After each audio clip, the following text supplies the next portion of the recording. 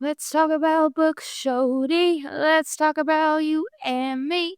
Let's talk about all the weird things and the good things that we read. Let's talk about books. Welcome back, y'all. Welcome to Adjacent Book Club. And we have some great things that we've been consuming. We'll start with you, Shelly. What have you been consuming? I'm sure it's about 1,000 things. No, I have been watching House of Guinness Okay. and very intense. Just finished episode 3. Not gonna give you any spoilers. Okay, good, because I need to watch it. Yeah, it's just I think it's one of those shows you're gonna have to watch like 4 times to Yeah. get all of it. Like Game of Thrones and all those Succession and all those good ones. The acting's fantastic. Uh, I dove back into Bad Mormon, the book, Yes. because I was like, I don't think I listened very well, so I went back through it, and I was impressed. Yes. She's a great writer.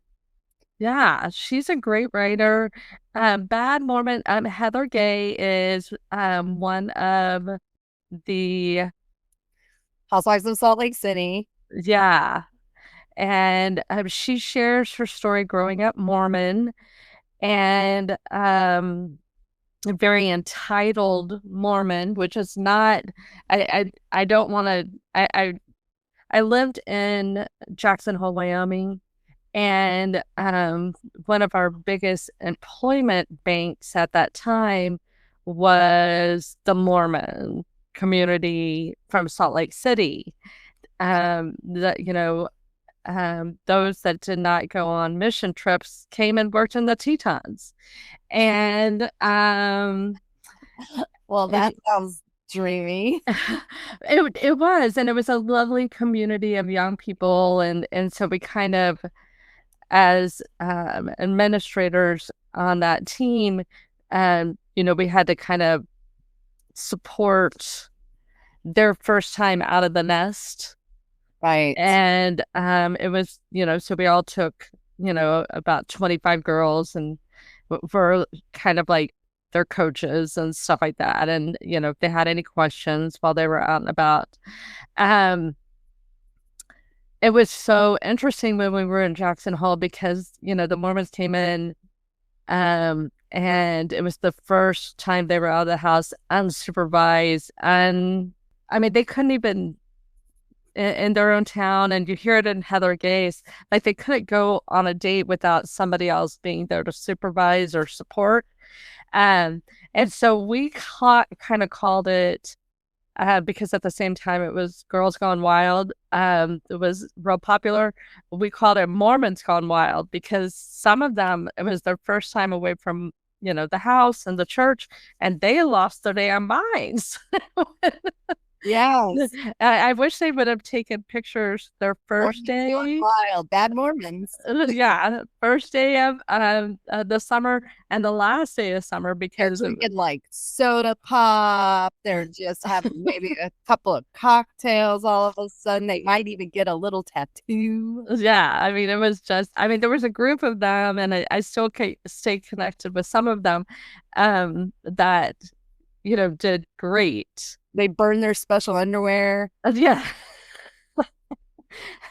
It was they were lovely and so much fun to be around, but then some of them, well, if you watch the Housewives of Salt Lake City, Lisa Barlow's son Jack goes on a mission. I think he goes down to South America, but I can't remember specifically, but it didn't sound like so terrible where he was going. I remember the mom feeling relief, but you could just see the elation in his eyes of like, I'm going on this mission and I'm so excited.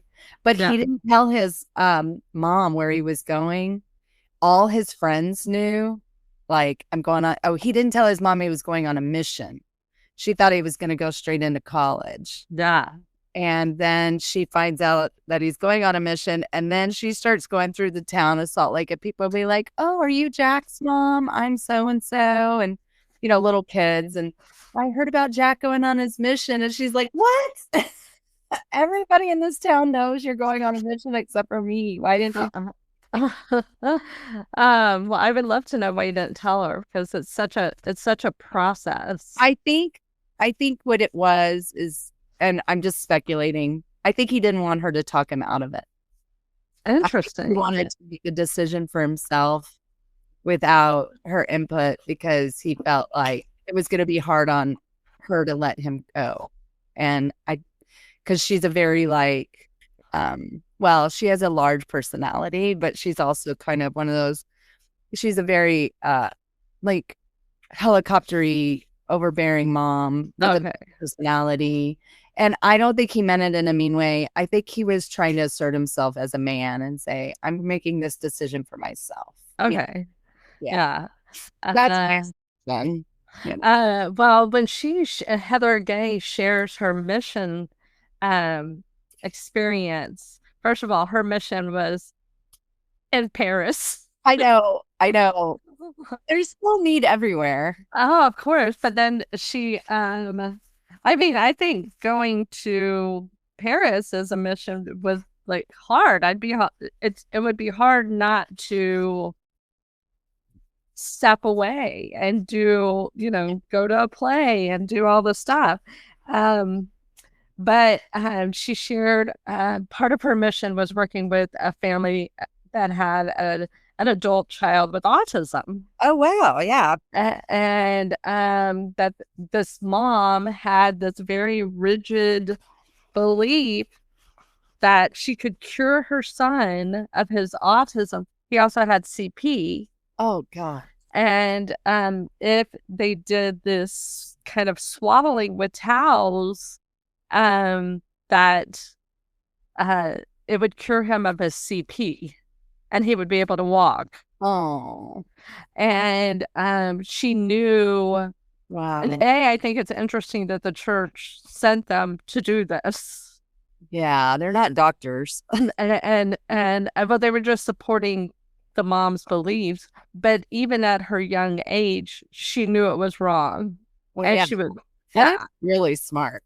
Yeah. And she was like, what are we doing? This is so weird. And she finally spoke up, and what a wow. I would love to know all the different things that they have been on mission and required to do. It's like, yikes. Yeah.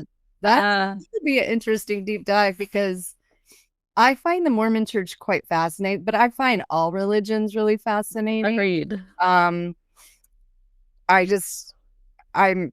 in awe by people that have such strong convictions, a lot of times, as long as it's not polarizing, but I'm also intrigued by people that have those convictions that can be polarizing, because I just want to study. I should have been a psychologist, of some form, sociologist, because I'm just fascinated by anthropologist, social anthropologist. Yeah, right.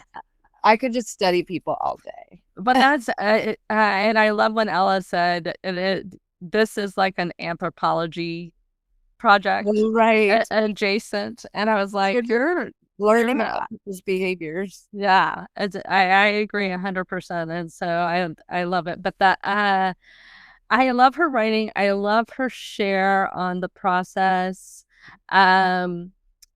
I also, my biggest takeaway from her book was, everybody's trying to get to self.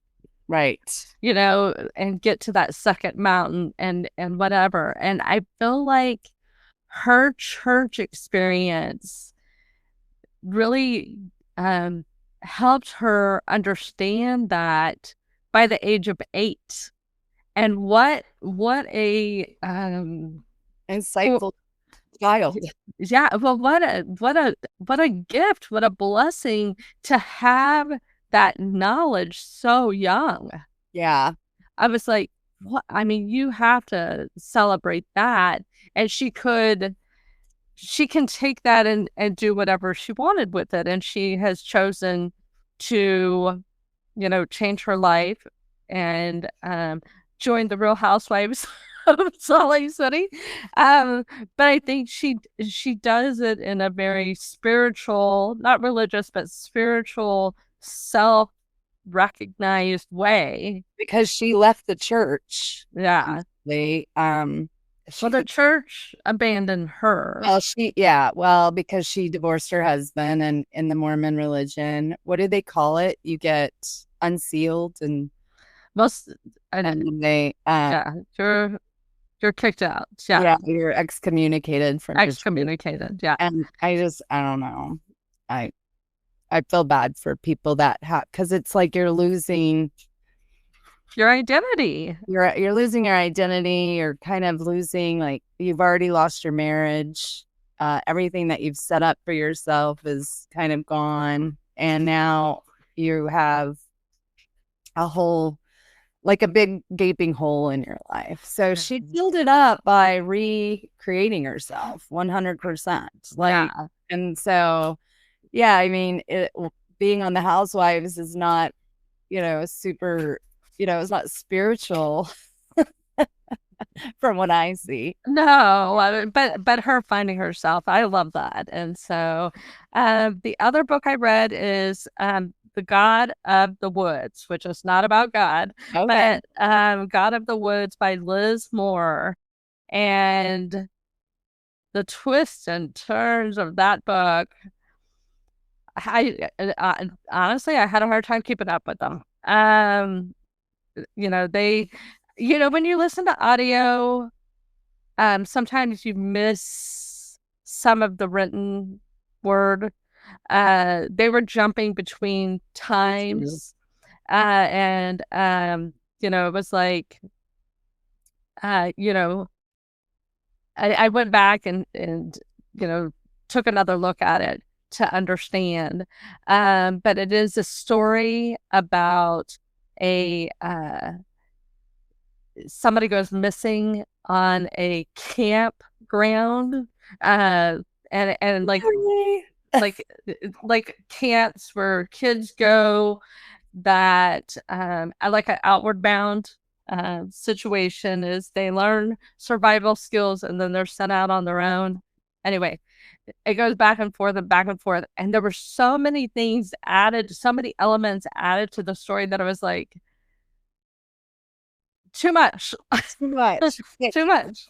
Yeah. It's like they were trying to hit all the political hot spots and all the hot topics. And I was like, but I think it's worth reading. Not my favorite of 2025, but and now I'm halfway through the Rose Code, which has been recommended quite a bit, and enjoying that. So the Rose Code. ROSE, yes, Rose, the Rose. Oh, I mean, you said, I haven't really been consuming anything. And then it's like, yeah. I'm like, wow. Those sound great. I've been, I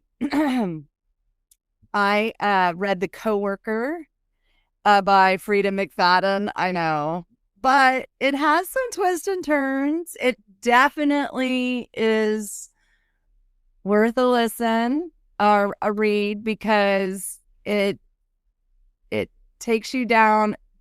Basically, it gives you two different point of views, stories, and they are completely different. One person is like, they're a bully, and then the other person is like, I was nothing but nice to them, so it's worth listening to. It had a twist and turn at the end, which was very clever of Frida McFadden. And then I read She Didn't See It Coming by Sherry LaPena, another one of our go-to on any kind of, crazy stories. And she definitely didn't see it coming. You will see. And about halfway through, I figured out who did it. But it was definitely, you know, I could see how she didn't see it coming, for sure. It was somebody unexpected. And then I'm in the middle of The Intruder by Frida McFadden, and it has a lot of child abuse. And I just really wish I could interview Frida McFadden because she does touch upon child abuse quite a bit in her books. And I'm just like, was everything okay? Are you okay? Have you done EMDR? Because it might help. It's really well written. The first couple of chapters, I had such anxiety because it takes place in a forest, kind of far out, and it's taking some twists right now. But I was so nervous at first. I was like, "Oh my gosh, oh my gosh!" All these things that happen in forests and woods and the mountains and stuff like that. I'm like, that's where I spend all my life. What are you doing? Why are you making these scary places? Yeah, like don't read Stephen King or anything because it's the same thing. It's like, oh, I'm scared.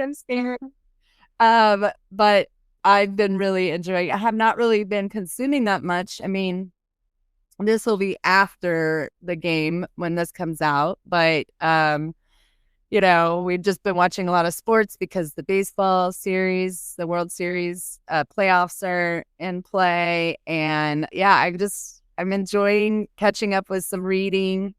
Haven't really been watching TV, but it's been, fun. These stories are fun. I need to take a break from scary things because I'm very spooked out during Halloween season. I love all the decorations, but I'm more of I love the fall colors and the pumpkins and, maybe some cute little ghosts, but I do not like really scary looking things. A lot of those giant skeletons are scary. I get a little nervous, like, oh, that's too much. That we were walking by this hotel or a restaurant yesterday, and I was like, that is a lot of creepy, scary stuff. I know. When you get back to town, right now, Hootenanny has a pop-up bar for Harry Potter, and Cheryl really wants us all to go. Austin has a lot of pop-up bars, Halloween focus, but I have to start sharing with you guys that our neighbor does a haunted trail in our neighborhood, and it's free. He asks that you donate to the food banks. You can bring cans. Wow, that's so generous. Yeah. He is very excited for us to interview him on the podcast, and I just want to let you guys know that if you are looking for a haunted trail to message me, I will tell you the date and time. It's usually the Saturday before Halloween. The Saturday, yeah, it's the October 25th. Yes. So email or text Shelly and ask her where it is. I went one time and it's very good. It's very good, and every year it gets better and better, and I love that it's right across the street from our house, and lots of fun, and saw him yesterday, and he was setting everything up, and he gets so excited about the process. Every year he brings something new to the table, and then Kate, our neighbor, is putting on like a kids' Halloween party.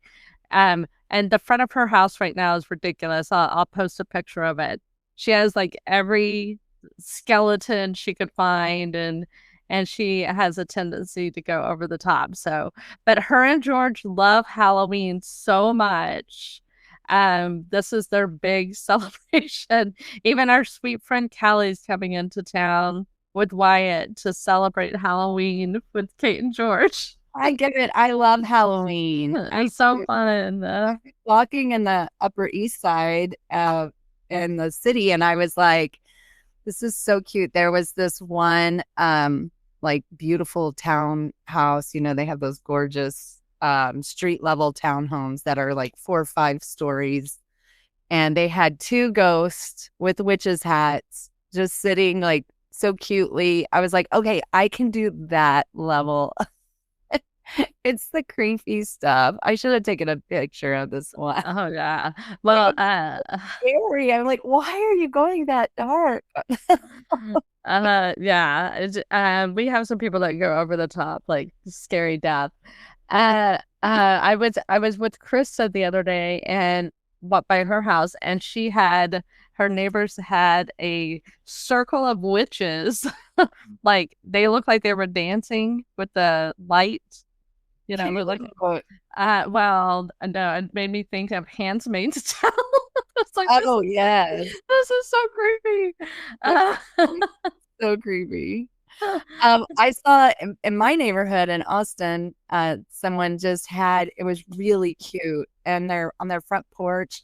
They just had a bunch of witches' hats hanging. Oh yeah, some orange lights, and it was really cute. I was like, that's a cute decoration. I like that. But my favorite is some of the front porches down in Greenwich Village. I was like, that's so pretty. They just had a lot of the mums, the different color mums, and then the pumpkins coming down. I think somebody probably spent about $400, $500 on pumpkins. I was like, that is a lot of pumpkins. That is a lot of pumpkins. That's just going to get thrown away. Yeah, I have a question for you. Kate, always likes to play pranks on me. Yeah. And we go back and forth. And one year she put, for my birthday, she covered my pool in little ducks. Yeah. And so I was thinking of getting like some white fabric and putting all those ducks, making them into ghosts. Oh and my putting God. all over her front yard. Like, yeah, do it. Okay. Well, it's too hard. Try it with one, and if it's too hard, just say forget it. Yeah. Anyway, I thought that would be hilarious if I covered their driveways. You could do it with lollipop ghost, and then you just stick them in the grass. Well, no, I want to do it with the ducks. Well, I know, but I'm just saying that it's hard to cover with it. But if you put a little clear rubber band on it. Yeah. Good idea. That'd be cute. I mean, not that you have any time. I do not even know why you're. Well, for comedy. I'm sorry. I'm so exhausted. I was making a prank for my neighbor. For comedy. Anything for comedy to make people laugh. Comedy. I know. You go all out for comedy. Anyway, I will be back in town on Sunday. I can't wait we have some great interviews coming up, so keep listening, and also give us some ideas for some books. They don't all have to be spooky. We could try some other but we love you guys, and hook 'em, and Texas. Yeehaw! Hey, you guys, thank you so much for answering the questions on our Facebook group, Adjacent Connectors. We really appreciate it. This week's question was, are you a member of the Mile High Club? And 1% of y'all are members. 57% said they were not members of the Mile High Club. And those include Tammy Ross Clark and our own Pammy Out Loud Wash, our friend Bonnie, and our friend Kelly. So they're not members. We did have 42% of you guys say you would like to be part of the Mile High Club, and we want to support that and get you guys there. If anybody else would like to be a Mile High Club member, give these guys a call. Our very single, ready to mingle, Joey Barrett, and our friend Laura Trayon, and Greg Dvorak, who was also single, ready to mingle. All three of these folks have been on our podcast, so you can learn more about them. And they all want to be Mile High Club members. So if that's your thing, give them a shot. Shoot your shot. Texas, yeehaw.